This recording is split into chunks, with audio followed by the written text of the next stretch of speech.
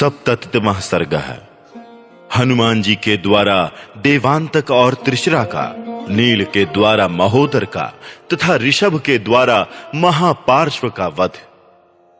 नरांतक को मारा गया देख देवांतक, पुलत्स्य कुलनंदन त्रिशिरा और महोदर ये श्रेष्ठ राक्षस हाहाकार करने लगे। महोदर ने मेघ के समान गजराज पर बैठकर महापराक्रमी अंगद के ऊपर बड़े वेग से धावा किया। भाई के मारे जाने से संतप्त हुए बलवान देवांतक ने भयानक परिघ हाथ में लेकर अंगद पर आक्रमण किया। इस प्रकार वीर त्रिशिरा उत्तम घोड़ों से जुते हुए सूर्य तुल्य तेजस्वी रथ पर बैठकर वाली कुमार का सामना करने के लिए आया। देवताओं का दर्प दलन करने वाले उन तीनों निशाचर पतियों के आक्रमण करने पर वीर अंगद ने विशाल शाखाओं से युक्त एक वृक्ष को उखाड़ लिया और जैसे इंद्र प्रज्वलित वज्र का प्रहार करते हैं उसी प्रकार उन वाली कुमार ने बड़ी बड़ी शाखाओं से युक्त उस महान वृक्ष को सहसा देवांतक पर दे मारा। परंतु त्रिशिरा ने विषधर सर्पों के समान भयंकर बाण मारकर उस वृक्ष के टुकड़े टुकड़े कर दिए। वृक्षों को खंडित हुआ देख कपि कुंजर अंगद तत्काल आकाश में उछले और त्रिशिरा पर वृक्षों तथा शिलाओं की वर्षा करने लगे। किंतु क्रोध से भरे हुए त्रिशिरा ने पैने बाणों द्वारा उनको भी काट गिराया। महोदर ने अपने परिघ के अग्रभाग से उन वृक्षों को तोड़ फोड़ डाला। तत्पश्चात सायकों की वर्षा करते हुए त्रिशिरा ने वीर अंगद पर धावा किया। साथ ही कुपित हुए महोदर ने हाथी के द्वारा आक्रमण करके वाली कुमार की छाती में वज्रतुल्य तोमरों का प्रहार किया। इसी प्रकार देवांतक भी अंगद के निकट आ अत्यंत क्रोध पूर्वक परिघ के द्वारा उन्हें चोट पहुंचाकर तुरंत वेग पूर्वक वहां से दूर हट गया।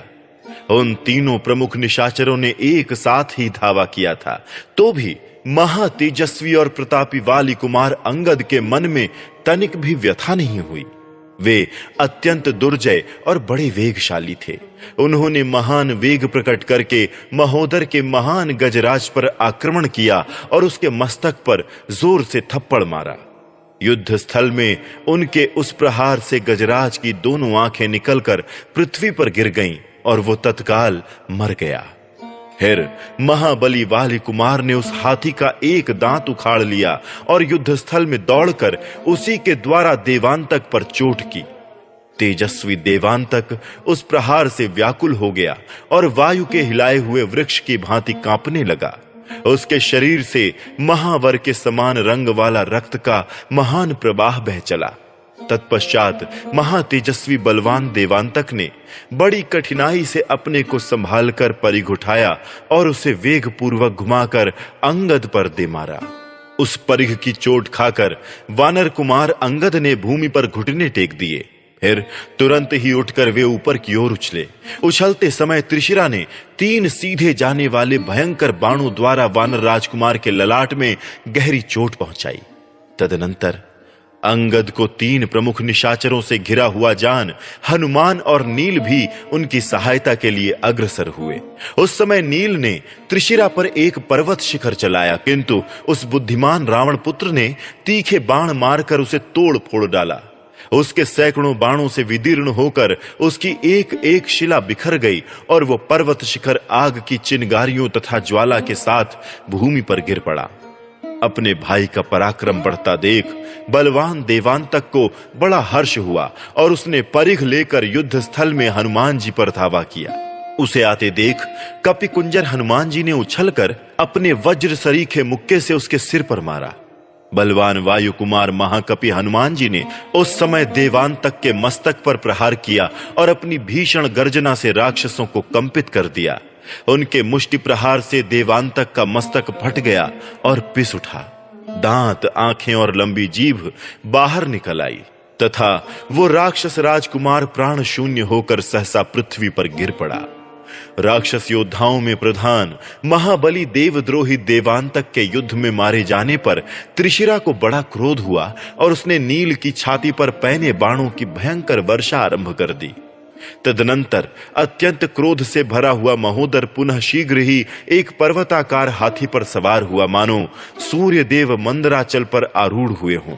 हाथी पर चढ़कर उसने नील के ऊपर बाणों की विकट वर्षा की, मानो इंद्रधनुष एवं विद्युन मंडल से युक्त मेघ किसी पर्वत पर जल की वर्षा कर रहा हो। बाण समूहों की निरंतर वर्षा होने से वानर सेनापति नील के सारे अंग क्षत विक्षत हो गए, उनका सारा शरीर शिथिल हो गया। इस प्रकार महाबली महोदर ने उन्हें मूर्छित करके उनके बल विक्रम को कुंठित कर दिया। तत्पश्चात होश में आने पर नील ने वृक्ष समूहों से युक्त एक शैल शिखर को उखाड़ लिया। उनका वेग बड़ा भयंकर था। उन्होंने उछलकर उस वृक्ष को महोदर के मस्तक पर दे मारा। उस पर्वत शिखर के आघात से महोदर उस महान गजराज के साथ ही चूर चूर हो गया और मूर्छित एवं प्राण शून्य हो वज्र के मारे हुए पर्वत की भांति पृथ्वी पर गिर पड़ा। पिता के भाई को मारा गया देख त्रिशिरा के क्रोध की सीमा ना रही। उसने धनुष हाथ में ले लिया और हनुमान जी को पैने बाणों से बींधना आरंभ किया। तब पवन कुमार ने कुपित होकर उस राक्षस के ऊपर पर्वत का शिखर चलाया, परंतु बलवान त्रिशिरा ने अपने तीखे सहायकों से उसके कई टुकड़े कर डाले। उस पर्वत शिखर के प्रहार को व्यर्थ हुआ देख कपिवर हनुमान ने उस रणभूमि में रावण पुत्र त्रिशिरा के ऊपर वृक्षों की वर्षा आरंभ की, किंतु प्रतापी त्रिशिरा ने आकाश में होने वाली वृक्षों की उस वृष्टि को अपने पैने बाणों से छिन्न भिन्न कर दिया और बड़े जोर से गर्जना की। तब हनुमान जी कूदकर त्रिशिरा के पास जा पहुंचे और जैसे कुपित सिंह गजराज को अपने पंजों से चीर डालता है, उसी प्रकार रोष से भरे हुए उन पवन कुमार ने त्रिशिरा के घोड़े को अपने नखों से विदीर्ण कर डाला। ये देख रावण कुमार त्रिशिरा ने शक्ति हाथ में ली, मानो यमराज ने काल रात्रि को साथ ले लिया हो। वो शक्ति लेकर उसने पवन कुमार हनुमान पर चलाई। जैसे आकाश से उल्कापात हुआ हो, उसी प्रकार वो शक्ति जिसकी गति कहीं कुंठित नहीं होती थी वो चली, परंतु वानर श्रेष्ठ हनुमान जी ने उसे अपने शरीर में लगने से पहले ही हाथ से पकड़ लिया और तोड़ डाला। तोड़ने के बाद उन्होंने भयंकर गर्जना की। हनुमान जी ने वो भयानक शक्ति तोड़ दी। ये देखकर वानर वृंद अत्यंत हर्ष से उल्लासित हो मेघों के समान गंभीर गर्जना करने लगे। तब राक्षस शिरोमणि त्रिशिरा ने तलवार उठाई और कपिश्रेष्ठ हनुमान जी की छाती पर उसकी भरपूर चोट की। तलवार की चोट से घायल हो पराक्रमी पवन कुमार हनुमान ने त्रिशिरा की छाती में एक तमाचा जड़ दिया। उनका थप्पड़ लगते ही महातेजस्वी त्रिशिरा अपनी चेतना खो बैठा। उसके हाथ से हथियार खिसक गया और वो स्वयं भी पृथ्वी पर गिर पड़ा। गिरते समय उस राक्षस के खड्ग को छीनकर पर्वताकार महाकपि हनुमान जी सब राक्षसों को भयभीत करते हुए जोर जोर से गर्जना करने लगे। उनकी वो गर्जना उस निशाचर से सही नहीं गई, अतः वो सहसा उछलकर खड़ा हो गया। उठते ही उसने हनुमान जी को एक मुक्का मारा। उसके मुक्के की चोट खाकर महाकपि हनुमान को बड़ा क्रोध हुआ। कुपित होने पर उन्होंने उस राक्षस का मुकुट मंडित मस्तक पकड़ लिया। फिर तो जैसे पूर्व काल में इंद्र ने त्वष्टा के पुत्र विश्वरूप के तीनों मस्तकों को वज्र से काट गिराया था, उसी प्रकार कुपित हुए पवन पुत्र हनुमान ने रावण पुत्र त्रिशिरा के किरीट और कुंडलों सहित तीनों मस्तकों को तीखी तलवार से काट डाला। उन मस्तकों की सभी इंद्रियां विशाल थीं। उनकी आंखें प्रज्वलित अग्नि के समान उद्दीप्त हो रही थीं। उस इंद्रद्रोही त्रिशिरा के वे तीनों सिर उसी प्रकार पृथ्वी पर गिर पड़े जैसे आकाश से तारे टूटकर गिरते हैं। देवद्रोही त्रिशिरा जब इंद्र तुल्य पराक्रमी हनुमान जी के हाथ से मारा गया, तब समस्त वानर हर्षनाद करने लगे। धरती कांपने लगी तथा राक्षस चारों दिशाओं की ओर भाग चले। त्रिशिरा तथा महोदर को मारा गया देख और दुर्जय वीर देवांतक एवं नरांतक को भी काल के गाल में गया हुआ जान अत्यंत अमर्षशील राक्षस शिरोमणि मत्त कुपित हो उठा। उसने एक तेजस्विनी गदा हाथ में ली जो संपूर्णतः लोहे की बनी हुई थी। उस पर सोने का पत्र जड़ा हुआ था। युद्ध स्थल में पहुंचने पर वो शत्रुओं के रक्त और मांस में सन जाती थी। उसका आकार विशाल था। वो सुंदर शोभा से संपन्न तथा शत्रुओं के रक्त से तृप्त होने वाली थी। उसका अग्रभाग तेज से प्रज्वलित होता था। वो लाल रंग के फूलों से सजाई गई थी तथा ऐरावत, पुंडरीक और सार्वभौम नामक दिग्गजों को भी भयभीत करने वाली थी। उस गदा को हाथ में लेकर क्रोध से भरा हुआ राक्षस शिरोमणि मत्त प्रलय काल की अग्नि के समान प्रज्वलित हो उठा और वानरों की ओर दौड़ा। तब ऋषभ नामक बलवान वानर उछलकर रावण के छोटे भाई मत्तानीक के पास आ पहुंचे और उसके सामने खड़े हो गए। पर्वताकार वानर वीर ऋषभ को सामने खड़ा देख कुपित हुए महापार्श्व ने अपनी वज्र तुल्य गदा से उनकी छाती पर प्रहार किया। उसकी उस गदा के आघात से वानर शिरोमणि ऋषभ का वक्षस्थल क्षत विक्षत हो गया। वे कांप उठे और अधिक मात्रा में खून की धारा बहाने लगे। बहुत देर के बाद होश में आने पर वानर राज ऋषभ कुपित हो उठे और महापार्श्व की ओर देखने लगे। उस समय उनके ओंठ फड़क रहे थे। वानर वीरों में प्रधान ऋषभ का रूप पर्वत के समान जान पड़ता था। वे बड़े वेगशाली थे। उन्होंने वेग पूर्वक उस राक्षस के पास पहुंचकर मुक्का ताना और सहसा उसकी छाती पर प्रहार किया। फिर तो महापार्श्व जड़ से कटे हुए वृक्ष की भांति सहसा पृथ्वी पर गिर पड़ा। उसके सारे अंग रक्त से नहा उठे। इधर ऋषभ उस निशाचर की यमदंड के समान भयंकर गदा को शीघ्र ही हाथ में लेकर जोर जोर से गर्जना करने लगे। देवद्रोही महापार्श्व 2 घड़ी तक मुर्दे की भांति पड़ा रहा। फिर होश में आने पर वो सहसा उछलकर खड़ा हो गया। उसका रक्त रंजित शरीर संध्या काल के बादलों के समान लाल दिखाई देता था। उसने वरुण पुत्र ऋषभ को गहरी चोट पहुंचाई। उस चोट से ऋषभ मूर्छित होकर पृथ्वी पर गिर पड़े। 2 घड़ी के बाद होश में आने पर वे पुनः उछलकर सामने आ गए और उन्होंने युद्ध स्थल में महापार्श्व की उसी गदा को, जो किसी पर्वत राज की चट्टान के समान जान पड़ती थी, घुमाकर उस निशाचर पर दे मारा। उसकी उस भयंकर गदा ने देवता, यज्ञ और ब्राह्मण से शत्रुता रखने वाले उस रौद्र राक्षस के शरीर पर चोट करके उसके वक्षस्थल को विदीर्ण कर दिया। फिर तो जैसे पर्वतराज हिमालय गेरू आदि धातुओं से मिला हुआ जल बहाता है, उसी प्रकार वो भी अधिक मात्रा में रक्त बहाने लगा। उस समय उस राक्षस ने महामना ऋषभ के हाथ से अपनी गदा लेने के लिए उन पर धावा किया, किंतु ऋषभ ने उस भयानक गदा को हाथ में लेकर बारंबार घुमाया और बड़े वेग से महापार्श्व पर आक्रमण किया। इस तरह उन महामनस्वी वानर वीर ने युद्ध के मुहाने पर उस निशाचर की जीवन लीला समाप्त कर दी। अपनी ही गदा की चोट खाकर महापार्श्व के दांत टूट गए और आंखें फूट गईं। वो वज्र के मारे हुए पर्वत शिखर की भांति तत्काल धराशायी हो गया। जिसकी आंखें नष्ट और चेतना विलुप्त हो गई थी, वो राक्षस महापार्श्व जब गतायु होकर पृथ्वी पर गिर पड़ा, तब राक्षसों की सेना सब ओर भाग चली। रावण के भाई महापार्श्व का वध हो जाने पर राक्षसों की वो समुद्र के समान विशाल सेना हथियार फेंककर केवल जान बचाने के लिए सब ओर भागने लगी, मानो महासागर फूटकर सब ओर बहने लगा हो। 1 सर्ग अतिकाय का भयंकर युद्ध और लक्ष्मण के द्वारा उसका वध। अतिकाय ने देखा, शत्रुओं के रोंगटे खड़े कर देने वाली मेरी भयंकर सेना व्यथित हो उठी है। इंद्र के तुल्य पराक्रमी मेरे भाइयों का संहार हो गया है तथा मेरे चाचा दोनों भाई युद्धोन्मत्त और मत्त सम्रांगण में मार गिराए गए हैं। तब उस महा तेजस्वी निशाचर को बड़ा क्रोध हुआ। उसे ब्रह्मा जी से वरदान प्राप्त हो चुका था। अतिकाय पर्वत के समान विशालकाय तथा देवता और दानवों के दर्प का दलन करने वाला था। वो इंद्र का शत्रु था। उसने सहस्त्रों सूर्यों के समूह की भांति दैदीप्यमान तेजस्वी रथ पर आरूढ़ होकर वानरों पर धावा किया। उसके मस्तक पर किरीट और कानों में शुद्ध सुवर्ण के बने हुए कुंडल झलमला रहे थे। उसने धनुष की टंकार करके अपना नाम सुनाया और बड़े जोर से गर्जना की। उस सिंहनाद से, अपने नाम की घोषणा से और प्रत्यंचा की भयानक टंकार से उसने वानरों को भयभीत कर दिया। उसके शरीर की विशालता देखकर वे वानर ऐसा मानने लगे कि ये कुंभकर्ण ही फिर उठकर खड़ा हो गया। ये सोचकर सब वानर भय से पीड़ित हो एक दूसरे का सहारा लेने लगे। त्रिविक्रम अवतार के समय बढ़े हुए भगवान विष्णु के विराट रूप की भांति उसका शरीर देखकर वे वानर सैनिक भय के मारे इधर उधर भागने लगे। अतिकाय के निकट जाते ही वानरों के चित्त पर मोह छा गया। वे युद्ध स्थल में लक्ष्मण के बड़े भाई शरणागत वत्सल भगवान श्री राम की शरण में गए। रथ पर बैठे हुए अतिकाय को भगवान श्री रामचंद्र जी ने भी देखा। वो हाथ में धनुष लिए कुछ दूर पर प्रलय काल के मेघ की भांति गर्जना कर रहा था। उस महाकाय निशाचर को देखकर श्री रामचंद्र जी को भी बड़ा विस्मय हुआ।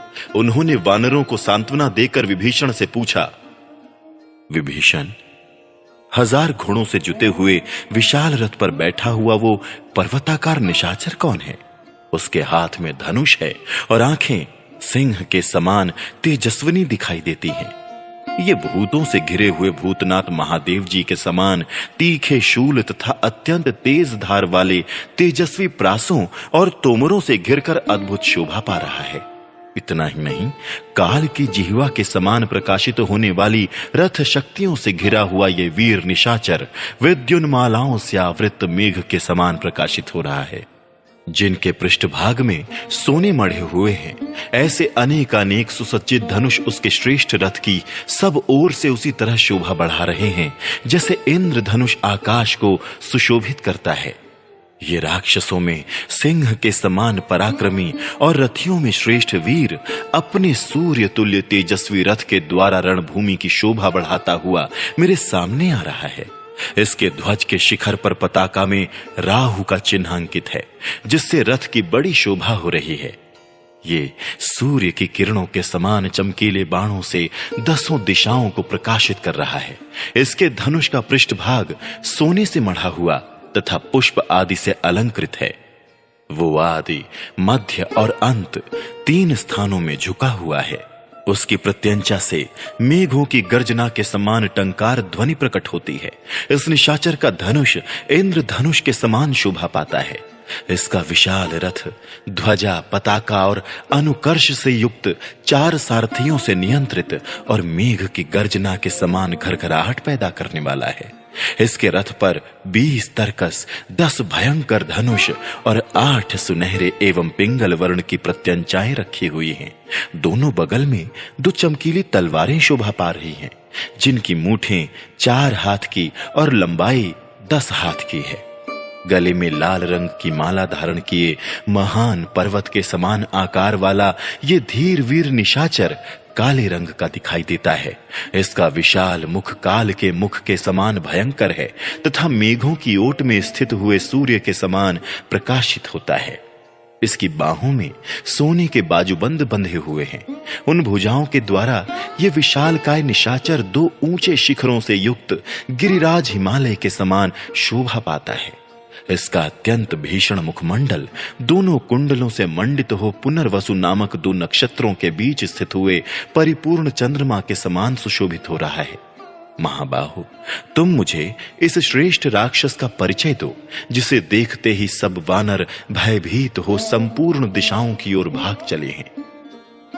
अमित तेजस्वी राजकुमार श्री राम के इस प्रकार पूछने पर महातेजस्वी विभीषण ने रघुनाथ जी से इस प्रकार कहा, भगवान, जो कुबेर का छोटा भाई, महातेजस्वी महाकाय, भयानक कर्म करने वाला तथा राक्षसों का स्वामी दशमुख राजा रावण है, उसके एक बड़ा पराक्रमी पुत्र उत्पन्न हुआ, जो बल में रावण के ही समान है।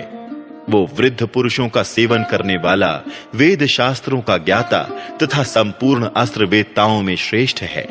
हाथी घोड़ों की सवारी करने, तलवार चलाने, धनुष पर बाणों का संधान करने, प्रत्यंचा खींचने, लक्ष्य बेधने, साम और दान का प्रयोग करने तथा न्याय युक्त बर्ताव एवं मंत्रणा देने में वो सबके द्वारा सम्मानित है। उसी के बाहुबल का आश्रय लेकर लंकापुरी सदा निर्भय रहती आई है। यही वो वीर निशाचर है। ये रावण की दूसरी पत्नी धान्य मालिनी का पुत्र है। इसे लोग अतिकाय के नाम से जानते हैं। तपस्या से विशुद्ध अंतःकरण वाले इस अतिकाय ने दीर्घ काल तक ब्रह्मा जी की आराधना की थी। इसने ब्रह्मा जी से अनेक दिव्यास्त्र प्राप्त किए हैं और इनके द्वारा बहुत से शत्रुओं को पराजित किया है। ब्रह्मा जी ने इसे देवताओं और असुरों से न मारे जाने का वरदान दिया है। ये दिव्य कवच और सूर्य के समान तेजस्वी रथ भी उन्हीं के दिए हुए हैं। इसने देवता और दानवों को सैकड़ों बार पराजित किया है, राक्षसों की रक्षा की है और यक्षों को मार भगाया है। इस बुद्धिमान राक्षस ने अपने बाणों द्वारा इंद्र के वज्र को भी कुंठित कर दिया है तथा युद्ध में जल के स्वामी वरुण के पाश को भी सफल नहीं होने दिया है। राक्षसों में श्रेष्ठ ये बुद्धिमान रावण कुमार अतिकाय बड़ा बलवान तथा देवताओं और दानवों के दर्प को भी दलन करने वाला है। पुरुषोत्तम, अपने सहायकों से ये सारी वानर सेना का संहार कर डाले, इसके पहले ही आप इस राक्षस को परास्त करने का शीघ्र प्रयत्न कीजिए। विभीषण और भगवान श्री राम में इस प्रकार बातें हो ही रही थीं कि बलवान अतिकाय वानरों की सेना में घुस आया और बारंबार गर्जना करता हुआ अपने धनुष पर टंकार देने लगा। रथियों में श्रेष्ठ और भयंकर शरीर वाले उस राक्षस को रथ पर बैठकर आते हुए देख कुमुद, द्विविद, महेंद्र, नील और शरभ आदि जो प्रधान महामनस्वी वानर थे, वे वृक्ष तथा पर्वत शिखर धारण किए एक साथ ही उस पर टूट पड़े। परंतु अस्त्र वेत्ताओं में श्रेष्ठ महातेजस्वी अतिकाय ने अपने सुवर्ण भूषित बाणों से वानरों के चलाए हुए वृक्षों और पर्वत शिखरों को काट गिराया। साथ ही उस बलवान और भीमकाय निशाचर ने युद्ध स्थल में सामने आए हुए उन समस्त वानरों को लोहे के बाणों से बींध डाला। उसकी बाण वर्षा से आहत हो सबके शरीर क्षत विक्षत हो गए। सबने हार मान ली और कोई भी उस महासमर में अतिकाय का सामना करने में समर्थ ना हो सके। जैसे जवानी के जोश से भरा हुआ कुपित सिंह मृगों के झुंड को भयभीत कर देता है, उसी प्रकार वो राक्षस वानर वीरों की उस सेना को त्रास देने लगा। वानरों के झुंड में विचरते हुए राक्षस राज अतिकाय ने किसी भी ऐसे योद्धा को नहीं मारा जो उसके साथ युद्ध ना कर रहा हो।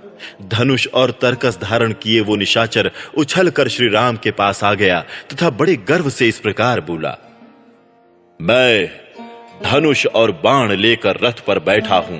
किसी साधारण प्राणी से युद्ध करने का मेरा विचार नहीं है। जिसके अंदर शक्ति हो, साहस और उत्साह हो, वो शीघ्र यहां आकर मुझसे युद्ध करे, मुझे युद्ध का अवसर दे।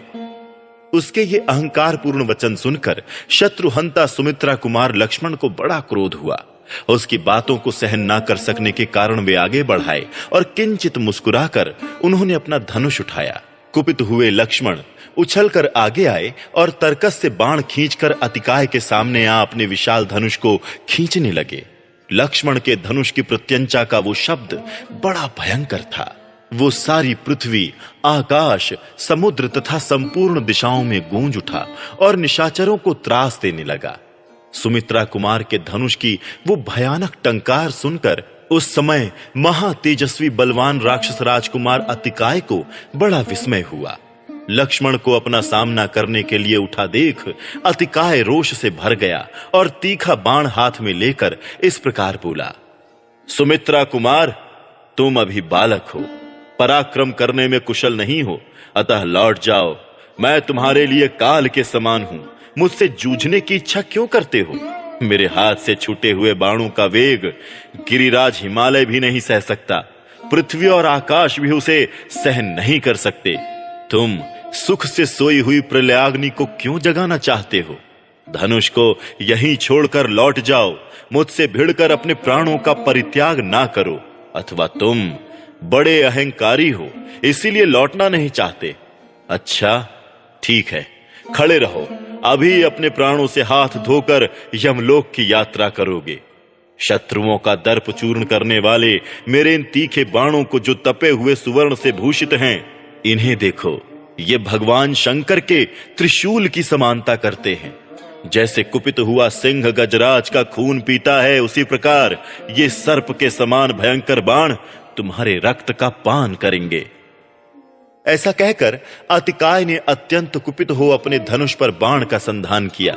युद्ध स्थल में अतिकाय के रोष और गर्व से भरे हुए इन वचनों को सुनकर अत्यंत बलशाली एवं मनस्वी राजकुमार लक्ष्मण को बड़ा क्रोध हुआ।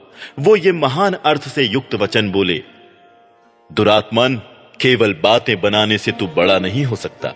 सिर्फ डींग हाँकने से कोई श्रेष्ठ पुरुष नहीं होते। मैं हाथ में धनुष और बाण लेकर तेरे सामने खड़ा हूं। तू अपना सारा बल मुझे दिखा। पराक्रम के द्वारा अपनी वीरता का परिचय दे। झूठी शेखी बघारना तेरे लिए उचित नहीं है। शूर वही माना गया है जिसमें पुरुषार्थ हो। तेरे पास सब तरह के हथियार मौजूद हैं। तू धनुष लेकर रथ पर बैठा हुआ है, अतः बाणों अथवा अन्य अस्त्र शस्त्रों के द्वारा पहले अपना पराक्रम दिखा ले। उसके बाद मैं अपने तीखे बाणों से तेरा मस्तक उसी तरह काट गिराऊंगा जैसे वायु काल क्रम से पके हुए ताड़ के फल को उसके वृंत से नीचे गिरा देती है। आज तपे हुए सुवर्ण से विभूषित मेरे बाण अपनी नोक द्वारा किए गए छिद्र से निकले हुए तेरे शरीर के रक्त का पान करेंगे। तू मुझे बालक जानकर मेरी अवहेलना ना कर। मैं बालक हूं अथवा वृद्ध, संग्राम में तो तू मुझे अपना काल ही समझ ले। वामन रूपधारी भगवान विष्णु देखने में बालक ही थे, किंतु अपने 3 ही पगों से उन्होंने समूची त्रिलोकी को नाप लिया था। लक्ष्मण की वो परम सत्य और युक्त युक्त बात सुनकर अतिकाय के क्रोध की सीमा ना रही। उसने एक उत्तम बाण अपने हाथ में ले लिया। तदनंतर विद्याधर, भूत, देवता, दैत्य, महर्षि तथा महामना गुह्यक गण उस युद्ध को देखने के लिए आए। उस समय अतिकाय ने कुपित हो धनुष पर वो उत्तम बाण चढ़ाया और आकाश को अपना ग्रास बनाते हुए से उसे लक्ष्मण पर चला दिया।